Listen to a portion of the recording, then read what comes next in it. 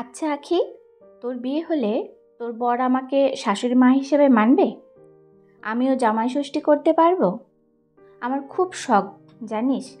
আমিও জামাই ষষ্ঠীতে রেঁধে বেড়ে তোর বরকে খাওয়াবো। লোকে বলে মা ষষ্ঠী আমার কোলে সন্তান দেয়নি, কিন্তু তাও দেখ, আমি তোর মুখে মা ডাক শুনি। প্রতি ষষ্ঠী পুজোতে আমি উপোস করে তোর মঙ্গলের জন্য পুজো দিই। আখি ওর মিষ্টি মায়ের গলা জড়িয়ে ধরে বলে, জন্ম থেকে মায়ের অভাব বুঝতে দাওনি। তুমি এই পৃথিবীর সব খুশি আর আনন্দ ডিজার্ভ করো মিষ্টি মা। আমি স্বাবলম্বী হয়ে তোমার সব শখ পূরণ করব। দেখো, আমি জানি এই বাড়িতে তোমার ভালো লাগা মন্দ লাগার খোঁজ কেউ রাখে না। রাতে যতক্ষণ আখি পড়ে জেগে বসে থাকে আখির মিষ্টি মা পার্বতী। আখি বলে, ঘুমিয়ে পড়ো, তুমি কেন জেগে থাকো? পার্বতী বলে, তোর যদি কিছু দরকার পড়ে পড়তে পড়তে উঠবি আবার। রোজ সকাল সকাল উঠে গরম গরম খাবার বানায় পার্বতী। আখি খেয়ে পড়তে যায়। আখি বলে, রোজ এত রাতে ঘুমাও আর সাত সকালে ওঠো, এরম করলে তো শরীর খারাপ হয়ে যাবে তোমার। রান্নার মাসি ঠিক খাবার দিয়ে দেবে আমাকে, তুমি বিশ্রাম নেবে। পার্বতী বলে, চোখের সামনে বসে খাইয়ে না পাঠালে আমার ঠিক শান্তি হয় না মা। ঠিক মতো খেলি নাকি এই ভেবে ভেবে সারাদিন আমার আর খেতে ইচ্ছে করে না।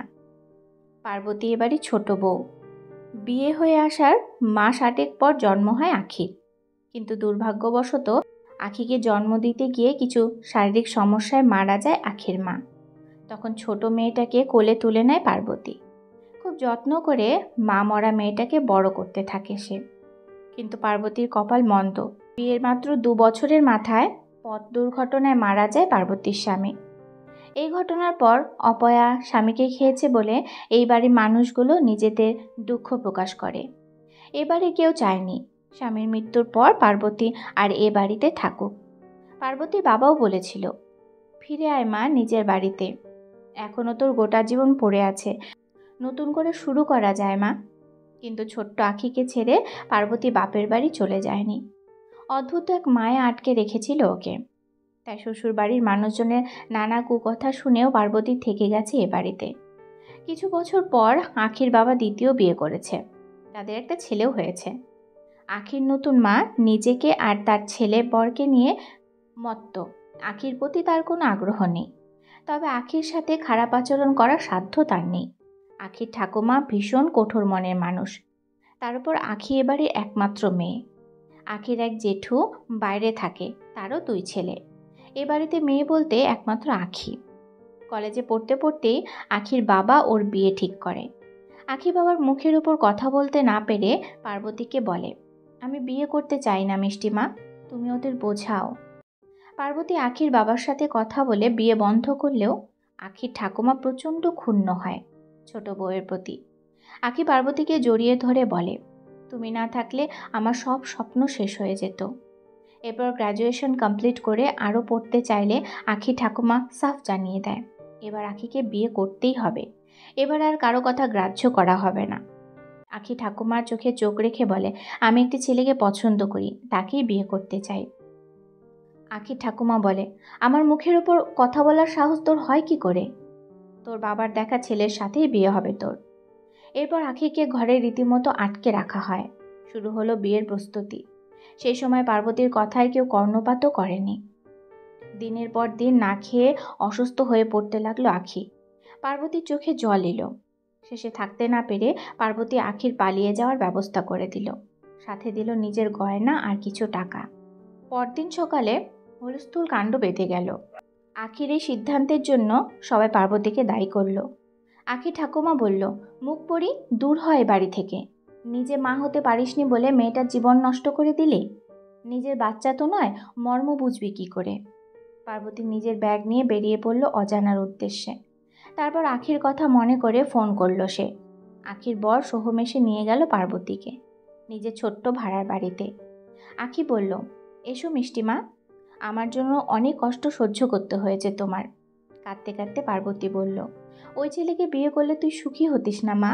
ও ছেলে নেশা করে, শুধুমাত্র তোর বাবাকে বিজনেস পার্টনার পাওয়ার লোভে তোকে বিয়ে করতে চাইছিল। আমি সব খোঁজ নিয়েই তোকে যেতে দিয়েছি। ও বাড়ির লোক বলেছিল সোহম অনাথ, আশ্রমের বাচ্চা, ওর জাত ধর্মে ঠিক নেই। আমি বিশ্বাস করি জন্মের চেয়ে কর্ম ভালো হওয়া উচিত। চোখ মুছে পার্বতী বলল, কিন্তু এই অস্বাস্থ্যকর পরিবেশে থাকবি কি করে? আর পড়াশোনার মতো পরিবেশ এটা নয়। ভালো একটা ভাড়া বাড়ি খোঁজো সোহম। আখি বলে, অনেক টাকা লাগবে মিষ্টিমা। পার্বতী বলে, আমার গয়নাগুলো আছে না? কিন্তু ওগুলো তো তোমার একমাত্র সম্বল। পার্বতী বলে, ভুল বললি, তোরা দুজনে আমার একমাত্র সম্বল। এরপর নতুন ভাড়া বাড়িতে শুরু হয় ওদের সংসার। পার্বতী বলে, তোরা শুধু মন দিয়ে লেখাপড়া কর, বাকিটা আমি দেখে নেব। বছর তিনেক পুরোদমে চাকরির প্রস্তুতি নিয়েছে আখি আর সোহম। তাদের ভালো মন্দ সব কিছু দেখাশোনা করেছে পার্বতী। সোহম বলে, জন্মের পর মাকে পাইনি, তুমি না থাকলে জানতেই পারতাম না মাতৃস্নেহ কি।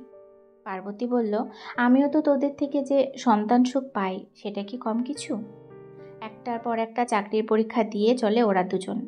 পরীক্ষার হলে সামনে খাবারের বক্স হাতে অপেক্ষা করে পার্বতী। কেউ যখন বলে, আপনার বাচ্চা পরীক্ষা দিচ্ছে বুঝি? পার্বতী সগর্বে বলে, হ্যাঁ, 5টা বছর কেটে গেছে। এখন সোহম আখি দুজনেই স্বাবলম্বী। আখি বলে, এবার তোমার শখ পূরণের পালা মিষ্টিমা।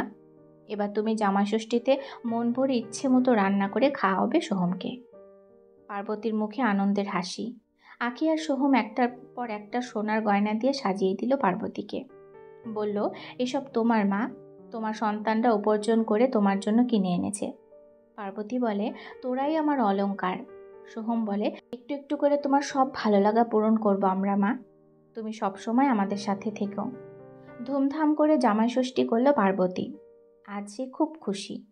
আখি বলল, বলেছিলে আমার বর তোমাকে শাশুড়ি হিসেবে মানবে কিনা।